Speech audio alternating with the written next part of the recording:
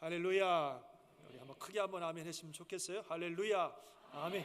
예, 오늘도 하나님의 놀라우신 은혜와 평강이 우리 모든 성도님들과 함께 하시기를 예수님 이름으로 축원합니다. 아멘. 자, 오늘은 로마서 1장 18절에서 23절 말씀 중심으로 죄의 뿌리, 이런 제목으로 함께 말씀을 나누겠습니다. 우리 제목 같이 한번 읽어보실까요? 시작. 죄의 뿌리. 예. 자, 이제 본격적으로 18절부터 시작해서 복음에 대해서 사도 바울은 우리에게 이야기를 하고 있는데요, 제일 먼저 말씀하시는 부분이 바로 죄에 대한 부분입니다. 여러분, 복음에 대해서 우리가 바로 알려면 죄가 뭔지 알아야 됩니다. 죄가 뭔지, 우리가 어떤 죄인인지를 알아야 복음의 그 능력과 가치를 알게 되고 복음을 붙들게 됩니다. 우리가 죄가 뭔지 모르고 우리가 어떤 죄인인지를 모르면 복음의 그 능력과 가치를 알 수가 없고 그 중요성을 알 수가 없고 아예 복음에 대해서 무관심해지기도 합니다. 어떤 성도님들은 예수님께서 십자가에 죽으시고 부활한 복음을 분명히 알고 믿는다고 하면서도 예수 그리스도의 복음에 대한 감격과 감사가 없는 것도 보게 되고, 또 복음을 알고 믿는다고 하면서도 쉽게 세상과 타협하고, 또 예수님이 그들의 삶에, 그들의 인생에 진정한 의미와 목적이 되지 못하는 경우들을 보게 됩니다. 그것은 여러 이유가 있겠지만 가장 큰 이유 중에 하나는 죄를 제대로 알지 못하기 때문에 그렇습니다. 내가 어떤 죄인인지, 내가 어떤 존재인지, 나를 구원하신 은혜가 무엇인지를 잘 알지 못하기 때문에 그런 일들이 일어나는 것입니다. 이것은 마치 어떤 불치의 암을 치료하는 치료제가 개발된 것과 마찬가지입니다. 우리가 우리 안에 정말 불치의 암이 있고 그 암으로 인해서 죽어가고 있다는 사실을 알고 있다면 그 암을 치료할 수 있는, 완전히 치료할 수 있는 치료제가 개발됐다고 하는 소식은 그야말로 복음 중에 복음이죠.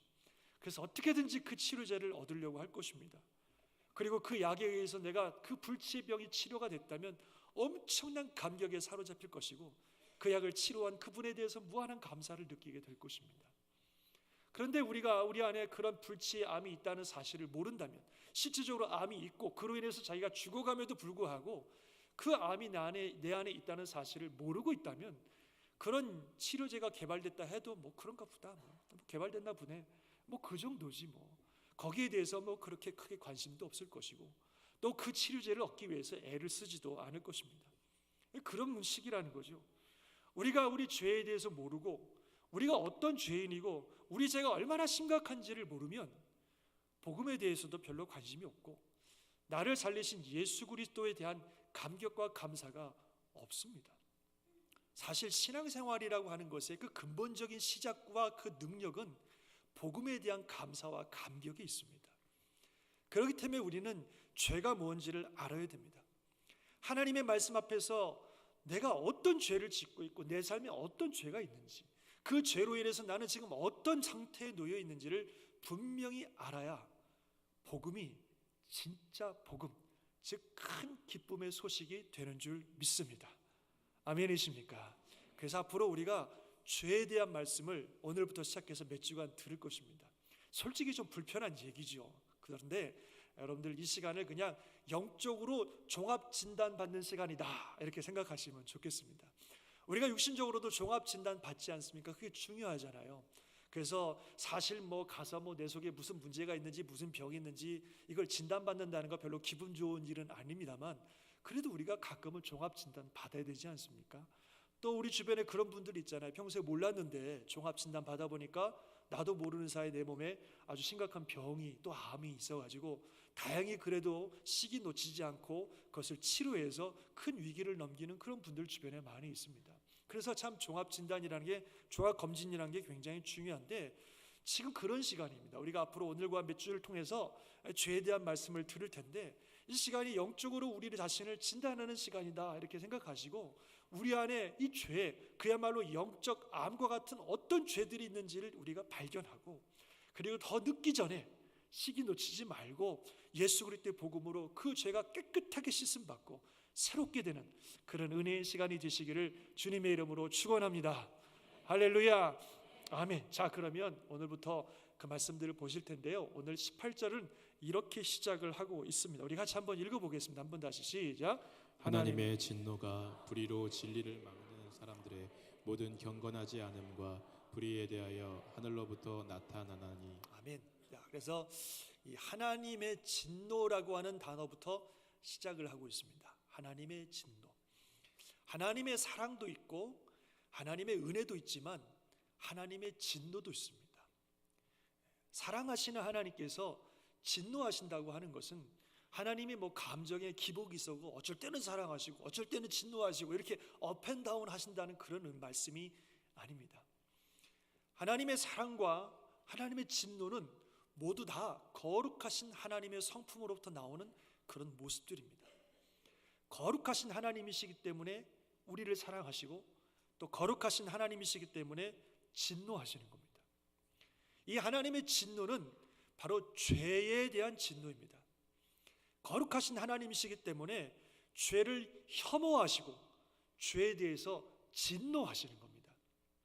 죄는 하나님의 나라를 파괴하고, 죄는 하나님과 우리와 관계를 끊어버리고, 죄는 우리의 영육혼을 완전히 파괴하는 너무나 크나큰 악이기 때문에 거룩하신 하나님, 우리를 너무나 사랑하시는 하나님은 죄를 혐오하시고 죄를 조금도 용납하지 않으시고 죄에 대해서 진노하시는 것입니다. 그 사랑의 반대가 미움이 아니라 무관심인 것처럼 진노의 반대는 사랑이 아니라 무반응입니다. 죄에 대해서 반응하지 아니하고 죄를 그냥 타협하는 게 그게 진노의 반대가 아니에요. 진노의 반대의 모습인 것입니다. 그래서 하나님께서 죄를 보시면서도 무반응하시다, 아무런 반응을 보이지 않으신다고 하면 그것은 거룩한 하나님도 아니고 우리를 사랑하는 하나님도 아니신 겁니다. 온전히 거룩하신 하나님, 우리를 너무너무 사랑하시는 하나님이시기 때문에 모든 것들을 파괴하는 죄를 혐오하시고 죄에 대해서 진노하시는 것입니다. 그래서 죄에 대한 하나님의 진노가 분명히 있습니다. 하나님의 진노를 얘기하고 있는 겁니다. 그럼 하나님께서 진노하시는 죄가 무엇이냐? 오늘 본문에서 그 죄의 가장 근본적인 뿌리에 대해서 말씀을 하고 있습니다. 오늘 18절에 보니까 하나님의 진노가 불의로 진리를 막는 사람들의 모든 경건하지 않음과 불의에 대해서 하늘로부터 나타난다, 그렇게 말씀을 하고 있습니다. 즉 자신의 불의로 하나님의 진리를 거부하고 막는 사람들의 그 경건하지 않음과 불의가 바로 죄의 뿌리고, 하나님은 그 죄에 대해서 진노하시고 그 하나님의 진노가 하늘로부터 나타난다고 하는 말씀입니다. 이 말씀의 의미를 하나씩 풀어보도록 하겠습니다. 먼저 사람들이 막고 거부하는 이 하나님의 진리가 뭔가 하는 것이죠. 그것은 그 다음 구절에 정확하게 설명하고 있는데요, 우리 다시 한번 같이 읽어볼까요? 시작. 이는 하나님을 알만한 것이 그들 속에 보임이라. 하나님께서 이를 그들에게 보이셨느니라. 장세로부터 그의 보이지 아니하는 것들 곧 그의 영원하신 능력과 신성이 그가 만드신 만물에 분명히 보여 알려졌나니 그러므로 그들이 핑계하지 못할지니라. 아멘. 자, 이 말씀에서 보시는 것처럼 사람들이 막고 거부하는 하나님의 진리는 뭐냐면 하나님의 영원하신 능력과 신성입니다. 즉 온 세상을 창조하신 하나님의 그 영원하신 능력과 이 땅을 창조하신 하나님이 계시다고 하는 그분의 신적 성품과 존재가 바로 그 영원한 진리입니다. 온 만물에 보여지고 있는 절대 진리는 하나님께서 이 세상을 창조하신 하나님이 계시고 이 세상을 운행하고 계시는 그 하나님의 영원하신 능력과 그분의 성품이 이 온 세상 만물 가운데 분명하게 보여지고 있다고 하는 것입니다. 근데 사람들이 자기의 불의로 이 분명한 진리를 막아버리고 그리고 그 진리를 거부하고 있다는 거죠. 바로 그 죄에 대해서, 그것이 바로 경건하지 않음이고 그 죄에 대해서 하나님은 진노하시고 하나님의 진노가 하늘로부터 나타난다고 하는 것입니다. 이 우주 만물에 나타난 하나님의 진리에 대해서 좀 더 말씀을 나누겠는데요, 말씀드린 것처럼 이 우주 만물에는 이 세상을 창조하시고 이 세상을 운행하시는 하나님의 영원하신 능력과 그분의 성품과 그분의 하나님 되심이 분명히 나타나고 있습니다. 물론 한계는 좀 있습니다만 그래도 하나님의 능력과 신성에 대해서 우리가 알 수 있는 만큼은 하나님께서 만물을 통해서 충분히 계시하고 계십니다. 우리가 마음을 열고 겸손한 마음으로 만물을 바라보면 바로 거기에서 하나님의 놀라운 능력과 그분의 신성을 분명히 알 수 있는 줄 믿습니다. 인정하시면 아멘 하시기 바랍니다. 제가 처음 캘리포니아 갔을 때가 생각이 나요. 제가 원래 버지니아 살다가 캘리포니아를 처음 갔는데요. 캘리포니아 가게 되면 관광을 할 때 가장 유명한 두 군데 관광지가 있습니다.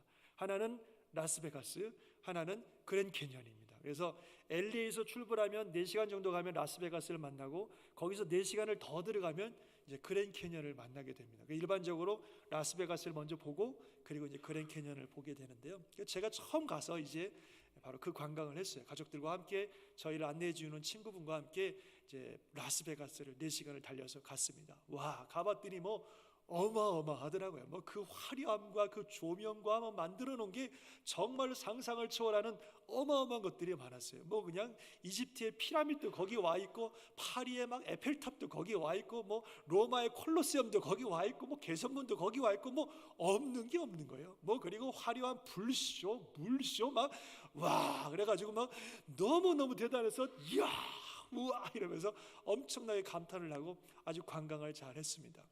그리고 나서 이제 그날 밤이 지나서 그 다음 날 이제 4시간을 더 달려서 이제 그랜 캐니언을 갔습니다. 근데 그랜 캐니언을 가서 그랜 캐니언을 딱 보는 순간 저는 아무 말도 할 수가 없었어요.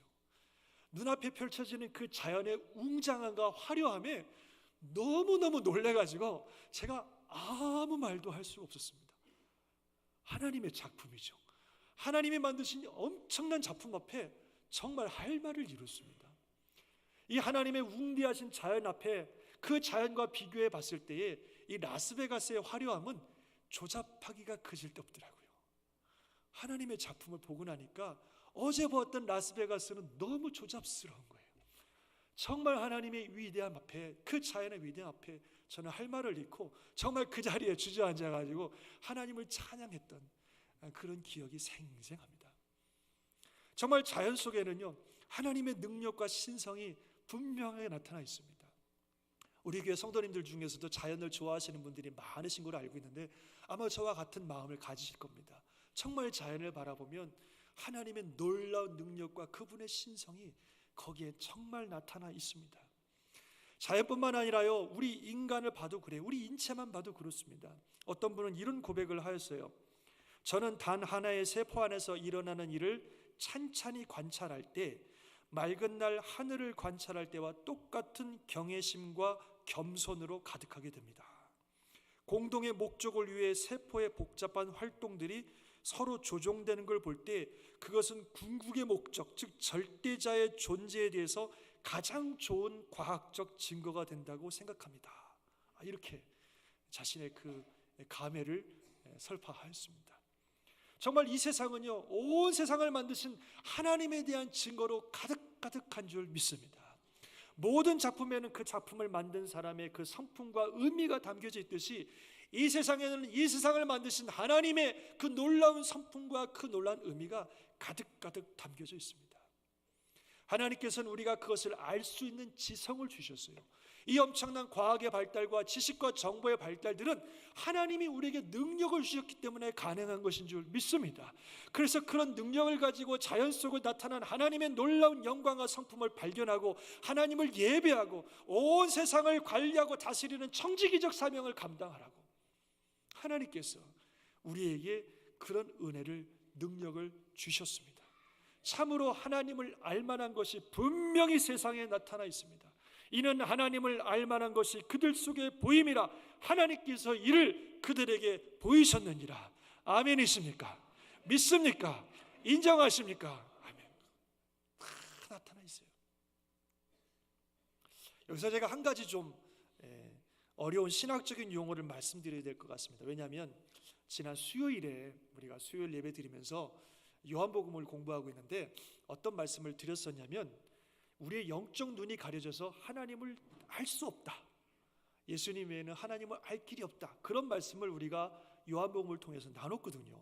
근데 오늘 로마서에는 하나님을 알만한 것이 세상에 가득하다 이렇게 말씀하고 있으니까 도대체 뭐가 맞는 것이냐, 혹시 수요일날 오신 분들이 좀 혼동하실까 싶어서 제가 좀 약간 어려울 수 있겠지만 분명하게 좀 그 부분을 설명드려야 될 것 같습니다.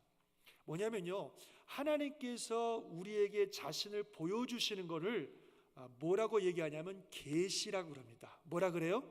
계시. 그래서 하나님이 자신을 계시해 주실 때에 우리는 하나님을 알게 되는데요, 그 계시에는 두 가지 계시가 있어요. 하나는 일반 계시가 있고 특별 계시가 있습니다. 무슨 계시? 무슨 계시요? 일반 계시, 특별 계시. 그래서 일반 계시라는 게 있고 특별 계시가 있는데, 일반 계시는 모든 사람들이 알 수 있는, 그래서 하나님이 자연 만물을 통해서 알려주시는 자연적인 계시입니다. 그리고 이 일반 계시의 내용은 바로 창조 계시입니다. 즉 창조주 하나님에 대해서 알 수 있는 계시를 우리 모든 자연 만물을 통해서 하나님이 주신다는 겁니다. 그리고 이거는 지속적인 계시예요. 뭐냐면 계속적으로 우리가 만물을 연구하고 발견하면서 계속적으로 발견되어지고 또 발견되어지는 하나님의 영광과 능력에 대한 그런 계시입니다. 그래서 이거는 지속적으로 발견되어지는, 지속적으로 보여주시는 그런 계시를 일반 계시라고 얘기합니다. 이해가 되십니까? 이해가 되시면 끄덕끄덕 한번 해보세요. 이해되세요? 그러나 특별 계시는 달라요. 특별 계시는 모든 사람에게 알려주는 계시가 아니라 오직 믿는 자들만 알 수 있는 계시예요. 이 계시는 오직 예수 그리스도와 성경을 통해서만 밝혀주시는 그런 계시입니다. 이 특별 계시의 내용은 구원 계시예요. 즉 구원에 이르는 길을 알려주시는 계시고, 이 계시는 지속적인 게 아니라 이미 완성된 최종적 계시입니다. 무슨 말씀이냐면 구원에 이르는 길에 있어서는 더 이상 하나님이 계시하시지 않는다는 거예요. 더 이상 다른 내용을 하나님이 계시하시지 않는다는 거예요. 예수 그리스도를 통해 보여주신 구원의 길로 완성되었다는 것입니다. 그래서 최종적인 계시다, 그렇게 말씀하고 있는 거예요. 그게 바로 요한복음에서 말씀하시는 계시입니다.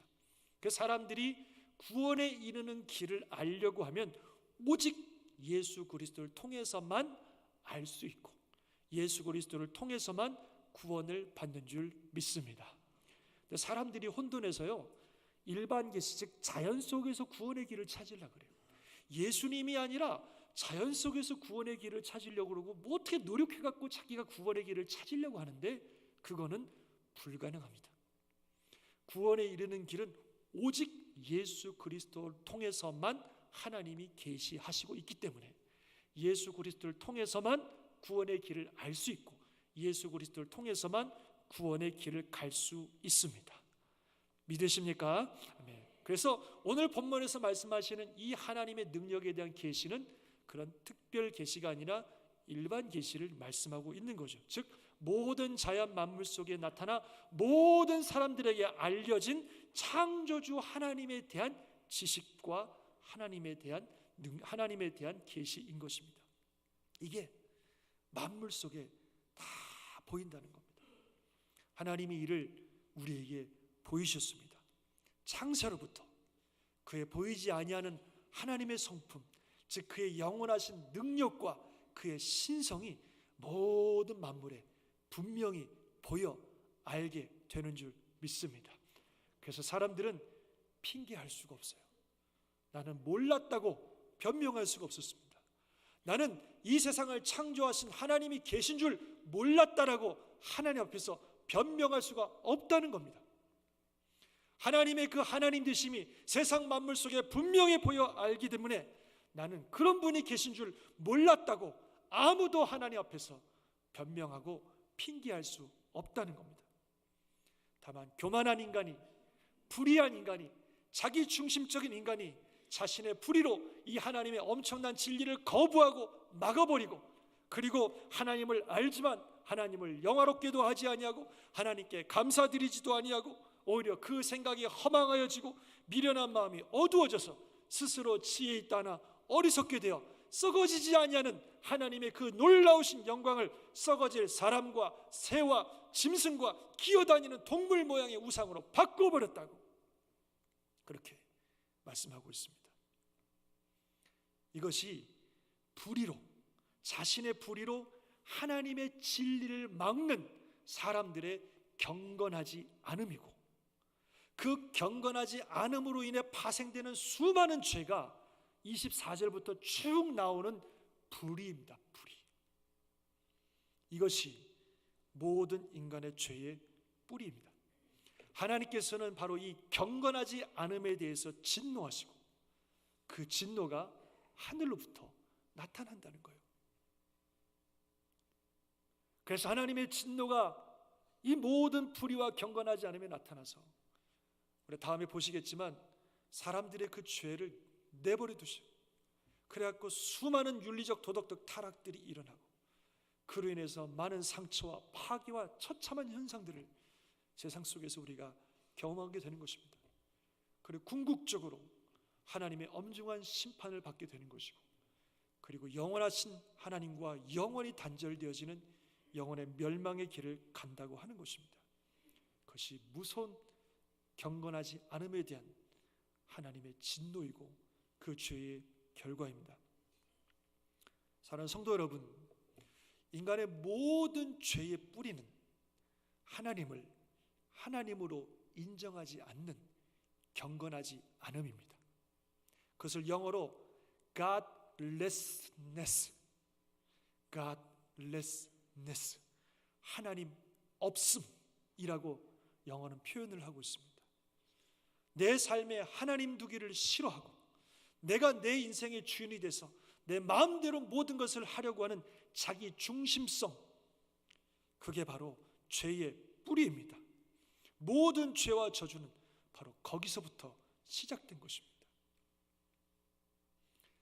하나님께서 태초에 인간을 창조하실 때에 엄청난 복을 주셨습니다. 우리가 만든 세상도 아닌데 이 모든 세상을 관리하고 다스릴 수 있는 그런 권세를 주셨습니다.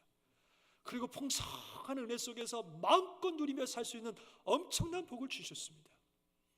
그러면서 우리 인간들에게 하나님이 요구하신 건 단 하나였어요. 뭐냐면 하나님을 기억하라. 하나님을 기억하라. 하나님을 잊지 마라. 우리를 창조하신 분도 하나님이시고, 우리에게 복을 주신 분도 하나님이시고, 그 복을 유지하고 정말 복된 길을 사는 것도 하나님을 통해서만 가능한 것이니, 그 하나님과 관계를 늘 유지하고, 우리를 창조하신 하나님이 계시고 나는 그분이 창조한 피조물이라는 사실을 잊지 말고, 우리를 창조한 그 하나님의 뜻을 구하고 하나님 말씀을 순종하는 삶을 살라고 하는 것, 너 위에 하나님이 있다는 이것만큼은 절대로 잊어버리지 마라. 그것이 하나님이 인간에게 요구하신 단 하나의 요구였습니다. 그리고 바로 그것을 위해서 하나님이 주신 게 선악을 알게 하는 나무입니다. 동산 중앙에 생명나무도 있었지만 선악을 알게 하는 나무도 있었어요. 이 선악을 알게 하는 나무는 하나님과 우리와의 관계를 유지시켜 주는 것입니다. 인간은 그 선악을 알게 하는 그 나무를 보면서, 아, 하나님이 계시지, 하나님이 나에게 모든 것을 다스릴 수 있는 권세를 주셔서 마치 내가 세상의 하나님인 것으로 착각하고 살 수 있지만, 저 선악을 알게 하는 나무를 매일같이 보면서, 아, 하나님이 계시지, 내 위에 하나님이 계시지, 그리고 그 선악을 알게 하는 나무 열매를 따먹지 않음으로 말미암아 모든 선악을 판단하는 것은 하나님께 맡기고 하나님이 원하시는 대로 나는 순종하며 살겠습니다. 그것을 늘 기억하며 살게 하는 나무가 바로 그 선악을 알게 하는 나무예요. 하나님을 기억하라는 거죠. 모든 것들을 네 마음대로 하지만 하나님을 기억하라. 하나님이 계시다는 사실을 기억하고 그 하나님의 뜻에 순종하며 사는 하나님의 사람으로 살라고 하는 것이 주님의 뜻이었습니다. 그런데 인간이 사탄의 꾀임에 빠져서 하나님을 거부해 버렸습니다. 자기 삶에 하나님 두기를 싫어했습니다. 자기가 하나님의 자리에 앉아서 내 마음대로 선과 악을 판단해 버리고 내가 원하는 대로 살겠노라고 하나님을 그 인생에서 거부해 버렸습니다. 그 결과 하나님과 우리 사이의 관계는 단절돼 버리고 하나님의 면전에서 쫓겨나 버리고 우리 인생의 모든 불행과 저주와 멸망은 바로 거기서부터 시작된 것입니다. 바로 이렇게 자기 삶에 하나님 두기를 싫어하는 godlessness, 경건하지 않음, 이게 모든 죄의 뿌리입니다. 이런 경건하지 않은 인간은 하나님을 알면서도 하나님께 영광도 돌리지 아니하고 하나님을 알면서도 하나님께 감사하지도 않고 오히려 그 생각이 허망해지고 미련해지고 어두워집니다.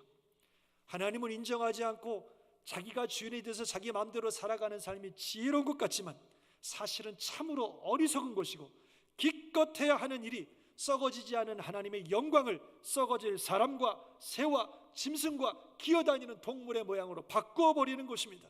즉 영원한 하나님의 영광을 거부하고 있다가 없어질 세상의 허망한 것들을 숭배하며 살아가는 모습, 그것이 경건하지 않음, godlessness, 모든 죄의 뿌리가 된다고 하는 것입니다.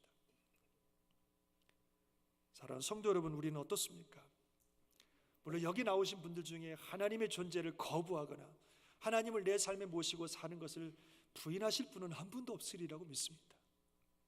그러나 우리가 좀 더 우리 자신을 좀 하나님 말씀 앞에 생각해 볼 수가 있으면 좋겠어요. 과연 하나님께서 내 삶의 중심에 계시는가?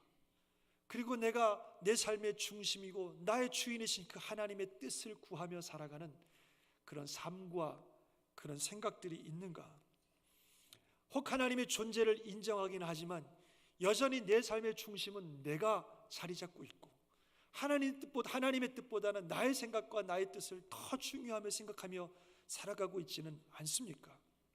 하나님께서 우리 삶을 통해서 영광 받으시고 계십니까? 하나님께 합당한 감사를 드리고 있습니까?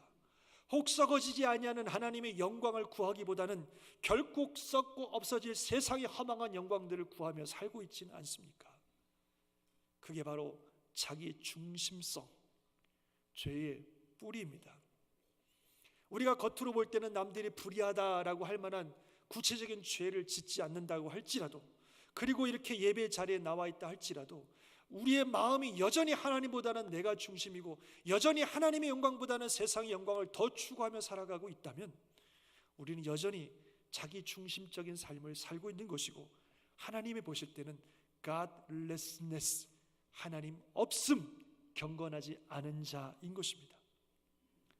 그 마음의 생각과 생각과 뜻이, 자세가 근본적으로 바뀌지 않는 이상 우리는 여전히 죄 가운데 있는 것이고 그로 말미암아 많은 불의한 열매들을 맺을 수밖에 없다는 것입니다. 마음의 자세가 바뀌어야 됩니다. 내 중심에서 하나님 중심으로, 세상 영광에서 영원하신 하나님의 영광을 바라는 그런 삶으로 마음의 자세와 중심이 바뀌어야 될 줄 믿습니다. 그게 진정으로 하나님을 예배하는 자입니다. 여러분 잘 아시는 내려놓음이란 책, 이용규 선교사님이 쓴 내려놓음이란 책, 많이 유명한 책인데요. 그 책에서 선교사님이 이런 글을 쓰셨는데 참 의미가 있어서 제가 좀 소개해 드리겠습니다. 이렇게 얘기하고 있어요. 우리 시대에 행복이 주인 되는 삶을 사는 사람들이 많다. 행복하기 위해 하나님을 찾기도 한다. 이때 행복은 우리의 하나님이 되고 하나님은 우리가 행복할 수 있게 해주는 도구로 취급된다. 그러나 우리가 행복해지려는 열망과 행복해질 권리를 하나님 앞에 내려놓지 않고서는 우리는 진정으로 행복해질 수 없다. 이런 참 의미 있는 글을 적어 놓으셨습니다. 행복이 하나님보다 더 우선이어서 우리 삶의 행복과 우리 삶의 복이 우리 인생의 주인이 되고 하나님은 그것을 돕는 도구로 전락되어 있는 모습, 그것이 바로 하나님을 하나님으로 인정하지 않는 경건하지 않음입니다. 저와 여러분의 삶이 다시 한번 하나님이 중심이 되시고 하나님이 하나님으로 좌정하시는 은혜가 있기를 주님의 이름으로 축원합니다. 아멘. 말씀을 마치겠습니다. 사랑하는 성도 여러분, 우리는 하나님이 지으신 피조물입니다. 부인할래도 부인할 수 없는 사실입니다. 그래서 영이신 하나님과 관계를 맺고 살 때에 진정으로 행복할 수 있는 영적 존재입니다.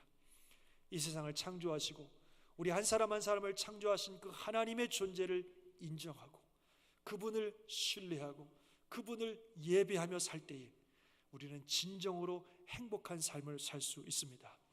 사람들이 인정하든 인정하지 않든 이 세상을 창조하시고 지금도 세상을 운행하고 계신 하나님은 분명히 살아계시고 그 하나님은 세상을 창조하신 창조주시고 이 세상의 주인이시고 저와 여러분의 삶의 주인이신 줄 믿습니다. 이것을 거부하고 살아가는 것은 어리석고 어둡고 허망한 인생을 사는 길일 뿐이고, 정말 우리를 창조하시고 온 세상의 주인 되신 하나님을 내 인생의 진정한 주인이요 하나님으로 모시고 그분을 온 마음을 다해 예배하며 경배하며 살아갈 때에 참으로 하나님 주시는 놀라운 은혜와 축복이 저와 여러분의 삶에 열려질 줄 믿습니다. 그 은혜가 함께 하시기를 주님의 이름으로 축원합니다. 아멘. 기도하겠습니다.